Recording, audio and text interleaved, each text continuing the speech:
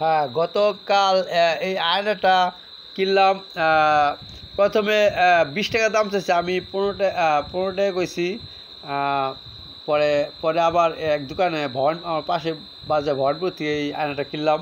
ছোটো আয়না, যে সকালবেলা থেকে চেহারা দেখতে আয়না লাগে। আমাদের এক টিচার বলছে, হাই স্কুল যখন পড়তাম তখন এক টিচার বলছিল যে সব ঘুম থেকে উঠে তোমরা চেহারা দেখা নাকি সুন্নত, মানে ঘুম থেকে উঠে নাকি চেহারা দেখতে হয়। এই জন্য আমি ঘুম থেকে উঠে প্রতিদিন চেহারা দেখি, ঠিক আছে। তারপরে আয়না দিয়ে মোষ কাটতে আয়না লাগে, দেখেন আয়না ধরে কেসি দিয়ে মোষ কাটতে হয়। একটা কেসিও কিনছি, এই যে এই কেসিটা কিনছি, এই কেসির দাম প্রথম 50 টাকা দাম চাইছে। পরে আমি কইছি যে এটা দাম 40 টাকা রাখেন, আর আর এই দুইটা মিললে 50 টাকা রাখেন। পরে হিসাব মিলে দোকানদার দুইটা মিললে রাজি হয়ে গেছে গা। অর্থাৎ তাহলে আয়নাটার দাম পড়ছে 10 টাকা, কেজির দাম পড়ছে 40 টাকা, ঠিক আছে না।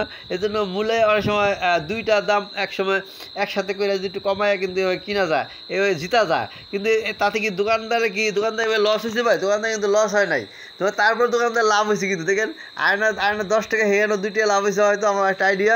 আর কেজি তো 10 টাকা লাভ, প্রায় 40 টাকা, তো 30 টাকা দাম নিচ্ছে, 10 টাকা লাভ হয়েছে, ঠিক আছে না। দোকানদারে এরকম এরকম কেনাকাটার মধ্যে এরকম 2টা 3টা কিনলে 2টা 3টা একসাথে মূলে কিছু কমানো যায়। এই বুদ্ধিটা সবাই করবেন ইনশাল্লাহ, ঠিক আছে না। কেনাকাটা যারা করেন তারা এই বুদ্ধিটা খাটাবেন ইনশাল্লাহ। আল্লাহ হাফেজ, আসসালামু আলাইকুম রহমতুল্লাহ।